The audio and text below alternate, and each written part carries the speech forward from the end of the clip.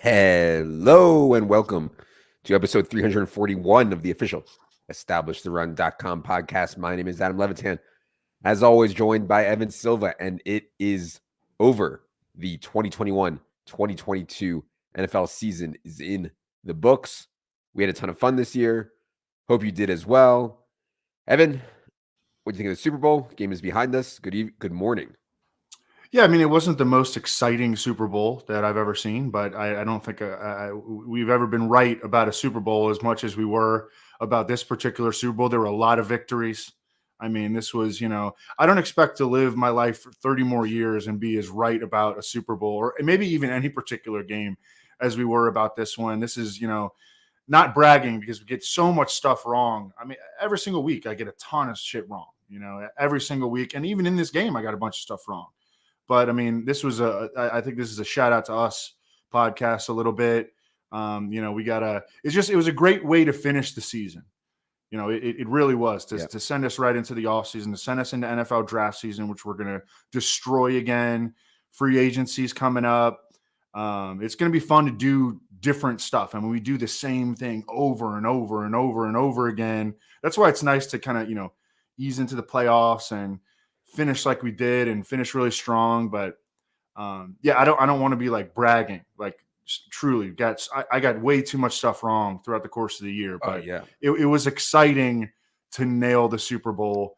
And it was a lot of fun. And it was a trickle down effect from emphasizing that matchup between the Bengals pass protection, which was a problem all year, and then had its worst game all year, 14% pass block win rate, the worst of any team this year, the Bengals against the Rams. That means that the Rams were winning at an 86% clip, their pass rush. And there was a lot of trickle-down effect from just that matchup from the Rams consistently pummeling the Bengals pass protection, especially in the second half. I think they had 6 of their 7 sacks in the second half. Yeah, for sure. And Evan talked about stuff we got wrong throughout the year on this very podcast. Soon we will be going over our biggest misses from the season, look back, see what we can learn from our biggest misses of the 2021 fantasy season. We'll also be talking about coaching changes. We'll be doing some interviews, NFL free agency, the draft, best ball, etc. But today, we just wanted to pop on quickly, put a cherry on the Super Bowl, because I thought it was an interesting Super Bowl. So we're going to go through that. Before we get into it, wanted to remind everyone this podcast is sponsored by the EstablishTheRun.com NBA props and DFS team. Yes, still 2 months plus the playoffs left in hoop season. The NBA props process is the exact same as our NFL process. Only difference is they are betting 7 days a week with a ton of volume. I mean, 6, 7, 8 bets a day. Check out the NBA subscribe page for more details there. All right. I want to start with the end of the game here, Evan. And I mean, once Odell Beckham went out with another torn ACL, I mean, my God, it was like, we're going to Cooper Kupp. Matthew Stafford's going to Cooper Kupp, and you guys can't stop it. I mean, this Cooper Kupp season, it's so ridiculous. To be the guy everyone knows where the ball is going, to do it every week so consistently, 145 catches, 1,947 yards, 16 touchdowns in 17 regular season games, offensive player of the year. 16 of those 17 games, he went over 90 yards. Then in the 4 playoff games, maybe it gets tighter in the playoffs, 33 catches, 478 yards, 6 touchdowns in 4 playoff games. I mean, absolutely insane. Silva makes the call, plus 600 for Cooper Kupp to be the Super Bowl MVP. He does it. I mean, this legit might be the best wide receiver season ever, or maybe the best like skill player season ever. It's like unfathomable, and I just like gave up trying to like think about regression or anything. I was like, I'm playing Cooper Kupp every week, period. I think I played him literally every single week, including the playoffs down the stretch. It's just so insane. I don't know what else there is to say about this Cooper Kupp season, Evan, but the Super Bowl is just more of the same. Can he sustain this going forward? And what do you think of Kupp in the Super Bowl? Yeah, I mean, I liked his chances of having a big game, and he delivered. And so, I mean, I thought it was an incredible performance, especially super late in the game. And he's the best route runner in the NFL, and he also lends credence to the thing that we talk about a lot, like the notion that guys coming out of college that are excellent return men in college show a knack for making plays with the ball in their hands. He's also an elite after catch specialist. You know, I mean, and this year with Matthew Stafford unlocked his ability to win in the vertical passing game. So he can win at all three levels of the field. He's, an elite route runner, which allows him to create early separation. And then he's a punt returner, kick returner after the catch. I mean, he's the complete package. You know, he really is. And he's continued to get better. You know, he was a very good slot receiver early in his career. He is now the complete package as a receiver, and not just a slot receiver, because he can get vertical just about as well as anybody can. I mean, he's incredible. Really incredible. And they're going to have to look at wide receiver help, I think, with this Odell situation. We'll talk about that more in the offseason. Odell was a free agent anyways, I believe. But yeah, I mean, they have holes to fill opposite Cooper Kupp. But man, this guy, what a year. What a year. I mean, do you think that he is the most valuable non-quarterback in the NFL? I mean, I think he is. He certainly was this year. Yeah, you're probably right. I mean, I'm sure some football hardos would argue about, some defensive lineman or some left tackle or something. But man, I mean, the defense knows exactly what Matthew Stafford wants to do and is going to do, and they still couldn't stop it for the entire season. I mean, an entire season's worth. It's so insane. Yeah, and I think that ultimately, guys that score touchdowns, they have an edge on defensive players. I mean, Cooper Kupp is going to get the ball into the end zone. That's what you need to win. I think that, again, just going back to that debate with Jonathan Taylor, I mean, Cooper Kupp wound up just blowing him out of the water.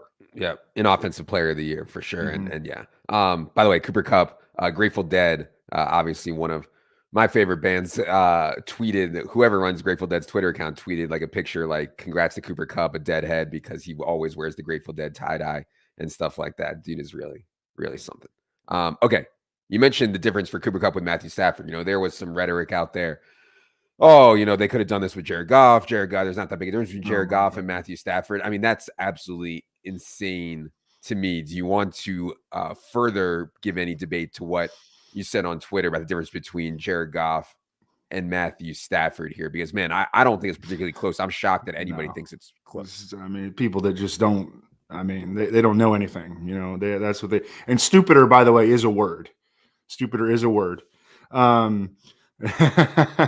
I mean, it's just a really, really stupid thing that, was put out on Twitter, that the Rams could have done this with Jared Goff. I mean, you don't know anything if you say that. I mean, this is Matthew Stafford. The reason that the Rams went and got Matthew Stafford and dumped Jared Goff is specifically because of this, so that their coach doesn't have to spend all the time from play to play figuring out what the defense is, so that he can, whisper it into the, Jared Goff's ear, so that they can make plays, second reaction plays, where when the defense puts them in a bind, the quarterback doesn't just start shaking and, doesn't know what to do. Like, the quarterback can actually make a play in that scenario. And look, Matthew Stafford is going to throw picks, he's an aggressive player. He has sort of a brain fart or two every week. Sometimes, the defensive back doesn't catch it and he has a great game. And sometimes the defensive back does catch it and, into the books goes an interception. That's going to happen. But Matthew Stafford was a massive upgrade for Jared Goff. Matthew Stafford, I don't know where he finished in the MVP running, but he probably should have been certainly top 10 and quite arguably top 5. I mean, he still had a chance late in the season, I thought, at that. And it wasn't a super clear MVP year, period. This is exactly what the Rams, envisioned when they went and got him. And it's exactly what they got. And he was also able to do it despite the fact that they lost a stud difference-making receiver in the run game, as a blocker, and certainly as an intermediate pass catcher in Robert Woods. They had to go get Odell. I mean, he helped unlock Odell Beckham, who had like literally struggled for years until he got to the Rams. All of a sudden, Odell Beckham looks like early career Giants phase. Van Jefferson, I think, just proved he's okay, and that's about it. They lost Tyler Higbee. They lost Odell Beckham during the game in the Super Bowl, and Cooper Kupp had a career year. I mean, the evidence is so strong that Matthew Stafford made a huge difference on this offense. I mean, just saying anything otherwise is absolute ridiculous. It's ridiculous. It's a silly debate. I'm upset that we Yeah, even have to waste time on it. me too. Obviously, Matthew Stafford, a huge upgrade on Jared Goff. I want to talk about the Joe Mixon thing for a second because sometimes fantasy overlaps with real life. And so I get that Samaje Perine's your third down back. I get that you want to use Chris Evans in the pass game. I thought Mixon looked really smooth and good in the pass game in base downs. In the Super Bowl, to take him off the field on two separate 3rd and 1s, to take him on the field on 4th down, take him off the field on the last drive of the game, you gave the guy $48 million. I get that you have pass catching specialists, and Naheem Hines is a good player. Samaje Perine's a fine player. I actually think Joe Mixon might be just as good as Samaje Perine, if not better, in the pass game. So to take him off the field in this spot, I mean, it's something we talk about in fantasy all the time. We had the Mixon receiving unders, which hit even though he caught 5 balls. But I mean, a lot of the times in DFS, I was like, man, I can't use Mixon because Perine's going to be out there on 3rd down. For it to happen in the Super Bowl, in the biggest spots in the history of the Bengals franchise, to take him off the field, I thought you could make exceptions, I guess is my point. I think you make exceptions for 3rd down rolls in such big spots with nothing left to save Joe Mixon for. So I'm just curious what you thought about that. But it's very clear at this point, if they're not going to use Mixon on 3rd down in this spot in the Super Bowl, they're not going to use him there going forward, period. We just have to be aware of it. Yeah, I remember when Steven Jackson, you remember him of the Rams, Of course, he was an incredible receiving back. I mean, he was just one of the best receiving backs that there ever was. And I remember listening or reading coaches' comments about why were they pulling him off the field on obvious passing situations, and it was because they used that as a means of getting him rest. But that doesn't make any sense because it's like you're pulling him off the field. You're minimizing one of his strengths, and the whole point of this isn't it to maximize your player's strengths and minimize their weaknesses. But you're minimizing one of his strengths when you do that. And Joe Mixon, I mean, I can remember at Oklahoma, it's crazy to me because these guys played at the same college together in the same backfield. They were insanely good. But Joe Mixon was the clear-cut better receiving back, the clear-cut better back in space. Samaje Perine was the I wouldn't say he's a better grinder, but that was his strength. Mm-hmm. And now the roles are reversed in the NFL. It's crazy to think about it in that light, but that's my only explanation is that they're thinking all right, this is an opportunity for us to get Joe Mixon a rest. He's going to get a ton of carries. He's going to get the ball plenty, but they're not thinking hey, how can we use this guy to maximize all of his strengths? It actually would be better if they just mixed in Samaje Perine for 4 to 6 carries a game and maybe 1 to 2 targets, and then use Joe Mixon in the passing situations and got him fewer carries and more receptions. I mean, that to me would be the way to absolutely maximize Joe Mixon. But I think it goes back to wanting to get him rest, and it's just not very logical. Yeah, I'd say 2 things. First, for fantasy, I mean, when you get that Austin Eckler, Alvin Kamara role where you get rested some on base downs, but you play on all the pass downs, that's the nuts for fantasy. That's not going to happen for Joe Mixon. It doesn't look like. Second, I agree with you. That's probably what they're thinking on rest, but it's a freaking Super Bowl. What are you resting for? It's the last play of the Super Bowl. So, right. I think generally speaking, you're right. They want to get him rest just in the Super Bowl. Like I said, I would personally make exceptions, but man, I mean, 2 huge 3rd and 1 calls go to Samaje Perine. He just gets stuffed. He got thrown like a rag doll by Aaron Donald, I think, on one of them for sure. All right, a couple other small things I just want to touch on from the Super Bowl. This Cam Akers stuff. There's a lot of dynasty hand-wringing right now about Cam Akers. Do we give him an excuse because he was just coming off? Did he come back too soon from the Achilles tear? And that's why Cam Akers was so bad. Man, I mean, he averaged 2.6 yards per carry in 4 playoff games, but they kept going back to him. 13 of 19 running back carries in the Super Bowl go to Cam Akers. Obviously, he was terrible. It wasn't the greatest spots. It wasn't the greatest matchups he had here. If they rushed him back, I mean, and they think he's not right, then they should have played Sony or should have played Darrow more. But man, Cam Akers was bad. What do you think about his outlook going forward now? What do you think about Akers kind of in this miserable efficiency playoff run? I mean, I think these guys are coming out. Well, Sony Michel, I believe, is a free agent. Mm-hmm. Darrell Henderson, I can't remember about Sony Michel. I'm writing up the free agent list right now. Darrell Henderson, no, Sony Michel is a free agent. Darrell Henderson is not a free agent. Darrell Henderson will certainly be back. And I think they probably need to bring in another guy. I mean, they obviously had a high level of loyalty that they felt to Cam Akers after he worked his ass off. That's one of the things is we're not there. and these guys, they do, when they're making decisions, like they value things that are intrinsic and things that they see, behind the scenes that we have zero privy to, Mm-hmm. and so they see how hard he worked to come back from an injury that is very often like a literal career ender for players at his position and for many positions, skill position players. And so they saw that work that he put in, and I think that they wanted to reward him. And they probably see Sony Michel as largely replaceable, which he is. I mean, he's maybe a little bit better as a runner than that. He's pretty good in blitz pickup, but I mean, he's certainly a replacement level RB. Mm-hmm. And then Darrell Henderson was hurt, so they went with Cam Akers, and the production just wasn't really there. They started to involve Sony Michel a little bit more in the NFC Championship game. Darrell Henderson comes back. I didn't look at the snap counts. Where did Darrell Henderson finish? Darrell Henderson played a lot. Darrell Henderson played like 22 snaps. I mean, Darrell Henderson played a lot. He played well. He played well ahead of Sony.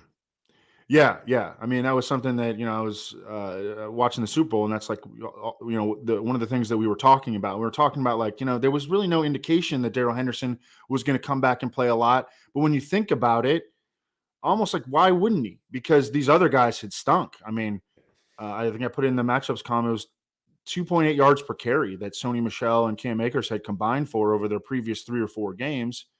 Darrell Henderson comes back. Why wouldn't they, give him a chance to inject some juice into their backfield? And that's what they did. Yep. Last thing I want to talk about is T. Higgins, because my God, I mean, just turned 23 in January. Just an absurd final 10 games. Over his final 10 games, 6 100-yard games for T. Higgins. And people think, oh, Jamar Chase is the man there. Jamar Chase is the man there. Maybe that'll be the case. Right now, it's like 1A and 1B. I mean, they had 81 versus 80 targets over the final 10 games. T. Higgins, such a freaking beast. I mean, I don't know, man. This offense, Jamar Chase is 21. T. Higgins is 23. Joe Burrow is 25. Joe Mixon is 25. I mean, they're not going anywhere. So I don't know how high these guys can get. We're working on our best ball rankings right now, and those will be up on the site today, actually. Later today will be our first round of best ball rankings. I mean, I can make a case for both T and Chase going in the top 2 rounds. So what do you think about T and this offense going forward? It seems like the only answer is up. Yeah, I mean, I would be very, very optimistic. They put defenses in a bind. Tyler Boyd also, I think, is locked up for at least 1 or 2 more years. I mean, they really put defense in a bind because defenses have to decide, hey, are we going to pay a lot of attention to Jamar Chase and get ripped on the other side by T. Higgins and, with, possession receptions for Tyler Boyd. And I mean, they can get a lot out of, a guy like CJ Uzoma at tight end and from their backs. I mean, they have a ton of skill position talent. They need to keep Joe Burrow healthy. They need to continue to pour resources into their offensive line. They were very fortunate to get as far as they did with that offensive line, but it is in so much large part due to all this talent that they have at the skill position players, and all these guys are under contract for at least another year. So I think Uzoma is a free agent, but but I mean, it's something to be excited about for sure. They do need to emphasize that offensive line and get Joe Burrow to lean on the quick game a little bit more, I think, just to pull down on how many hits he's taken.